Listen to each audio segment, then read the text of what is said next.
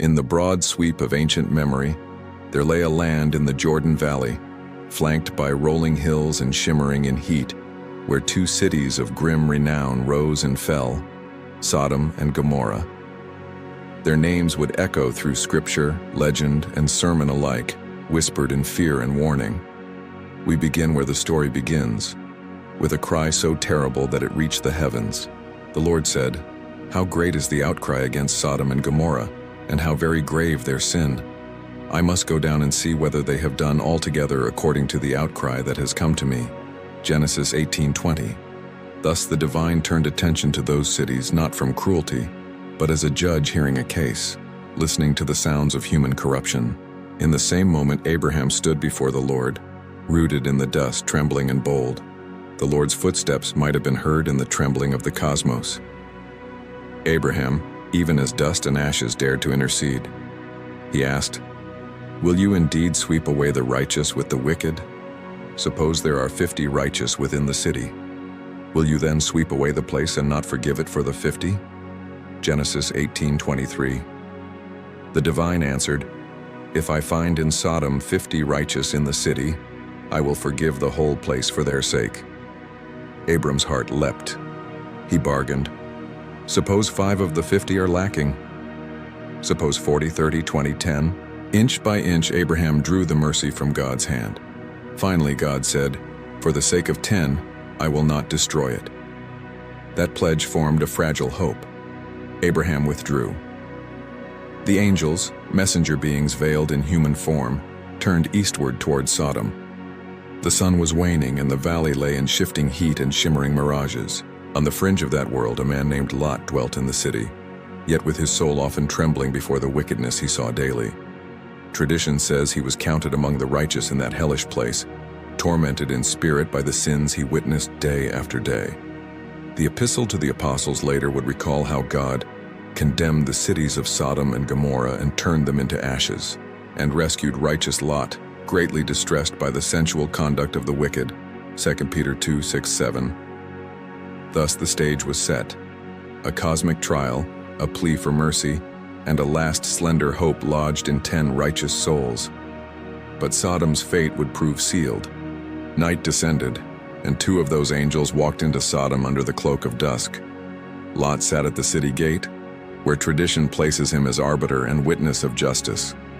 When he saw them entering, he bowed with his face to the earth, imploring, "My lords, please turn aside to your servant's house, spend the night, wash your feet, then rise up early and go on your way."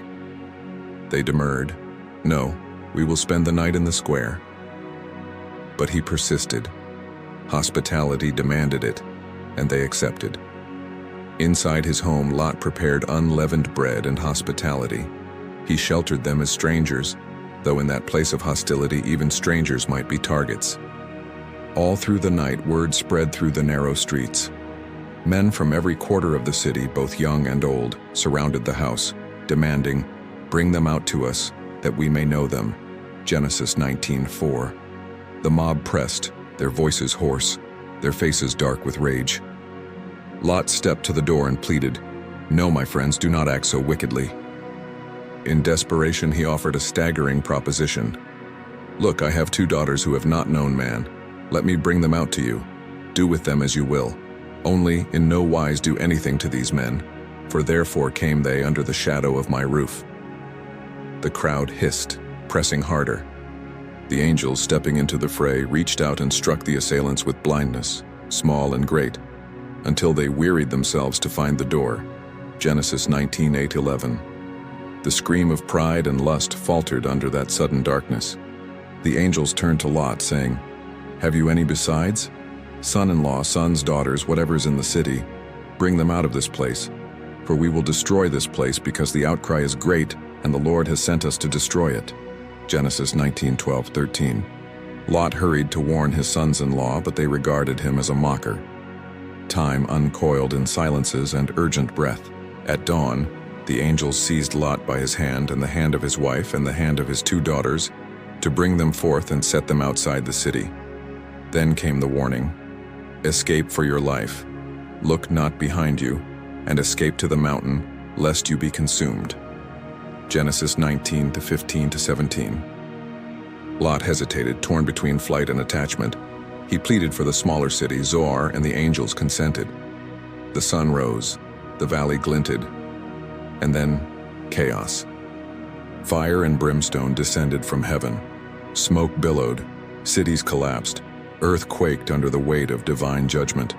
The Lord rained upon Sodom and upon Gomorrah brimstone and fire out of heaven, overthrowing the cities, the plain, and all the inhabitants and what grew upon the ground. Genesis 19:24 to 25. The landscape ignited, the rivers hissed, the sky darkened. Lot's wife, bound by memory and yearning, dared to look back. In that instant she was transformed into a pillar of salt. Genesis 19:26. Her silent statue stands as a monument, a caution. The heart that lingers in places of ruin, turning back, is lost. As smoke swirled into the heavens, Lot and his daughters fled to Zoar, safe but shaken, wrapped in the tremors of what had been and what now remained. From the smoking horizon, Lot looked back upon the destruction, and the valley turned to desolation. He wept, he trembled, he bore witness. Yet life pressed on. The cities lay in ruin, no seed sowed.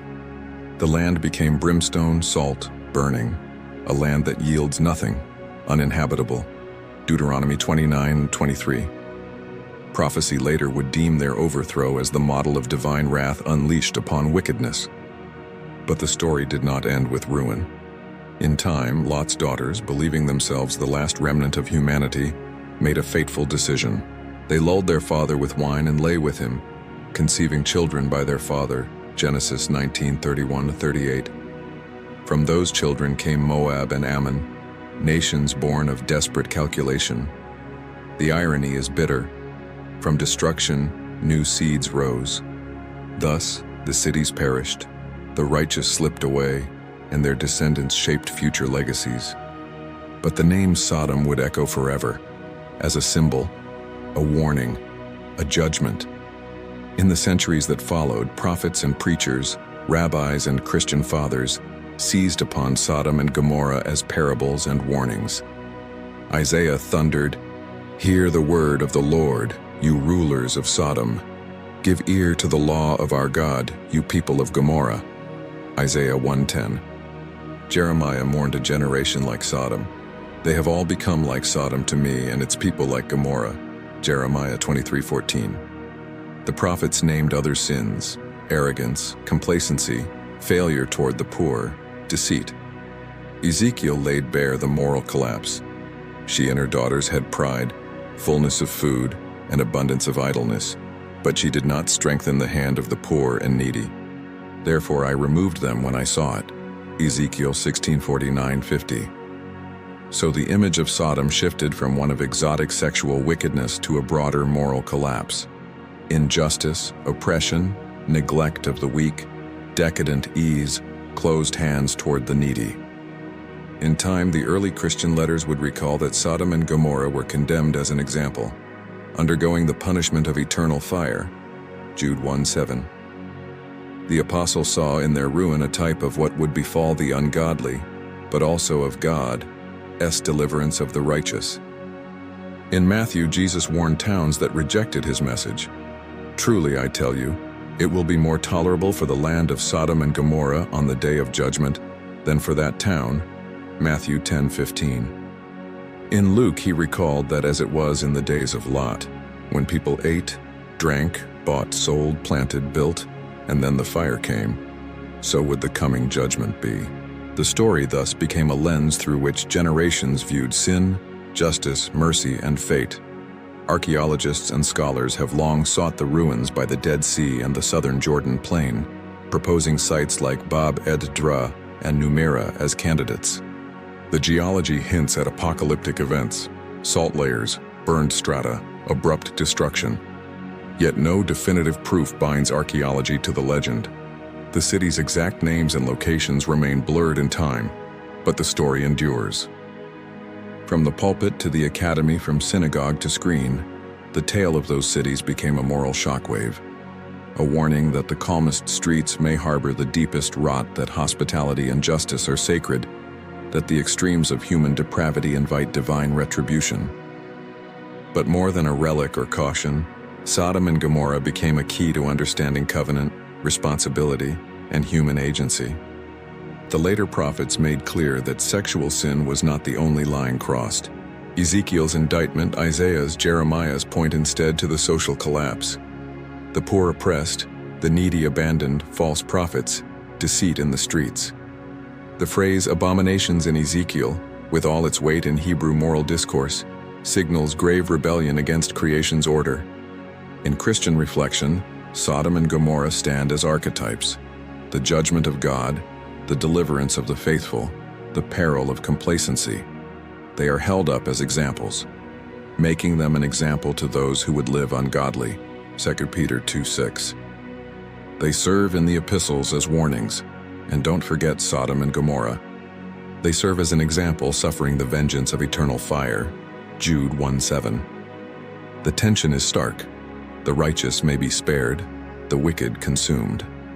Thus the cities offer a mirror in time, what the abyss looks like, and what the narrow path demands. The smoke of Sodom rises through history not just as ruin but as challenge. As we press toward the human heart of this tale, we linger on Lot, his trembling soul between worlds. He dwelt among lawlessness, but kept a thread of reverence. He raised daughters in a place where memory and fear mingled. He fled, yet turned to the lesser refuge of Zoar, haunted by the ruins behind him. His life recalls the tension of a righteous minority in a corrupt age, a role as fragile as clay. The fact that his daughters resorted to incest is a painful knot in the tale. Desperation filled the void of faithlessness, and sin begot sin even in the survivors of destruction. But though Lot's line continued, the cities perished. The judgment stands eternal. Yet the afterlife of the story deepens the warning.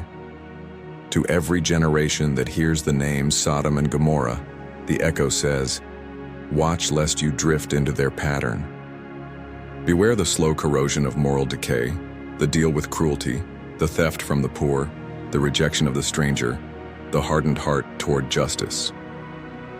In some mystical traditions, the destruction is not only physical but spiritual. Kingdoms, empires, souls may see the same fire that consumed those cities. Every society that forgets covenant, justice, mercy, risks its own downfall. And so the story is alive, not as myth alone but as prophecy, as warning encoded into cultural memory. We might imagine the valley, centuries later, desolate, blackened salt, pillars of rock, ruins half swallowed by dust and wind, shadows flickering in the twilight. But within that desolate image is a living spark, the memory of choice, of mercy withheld or granted, of cities built by human hands but judged by divine measure. In the end, Sodom and Gomorrah stand not only as ruins in the earth but as signposts in the human conscience. Their names carry a double lament, for the wickedness they represent and for mercy that was lost. The story curves inward to each listener, each generation. Thus, what patterns of injustice, pride, cruelty, and neglect might lurk in our cities now? Where do we turn a blind eye to suffering? Where do we harden hearts to the vulnerable? This narrative is at once ancient and urgent. It is no mere myth. It is not an accident of time. For Scripture itself preserves Sodom's memory as a warning to the world, which indulged in sexual immorality and pursued unnatural lust. They serve as an example, undergoing the punishment of eternal fire. Jude 1:7. And the New Testament holds them up as case studies. God turned the cities to ashes, making them an example to those who would live ungodly. 2 Peter 2:6. Jesus himself invoked their fate to warn cities that refused his message. Matthew 10:15. Across ages and sermons and prophecy and archaeology, the echo remains that once a people was brought low by its own corruption, and from that desolation comes two truths: that divine justice is real, and that divine mercy may yet be sought. May the smoke of Sodom beckon us not to look back with longing, but to press forward with humility, compassion, justice, and watchfulness. Thus the story's voice does not fade but lingers, suspended across centuries, asking, will we heed the warning? Will we guard the fragile balance of mercy and justice in our own lands? The name Sodom and Gomorrah carries the charge. May we listen while there is still time. Hit that like button, subscribe, and turn on the bell. More Bible figures await.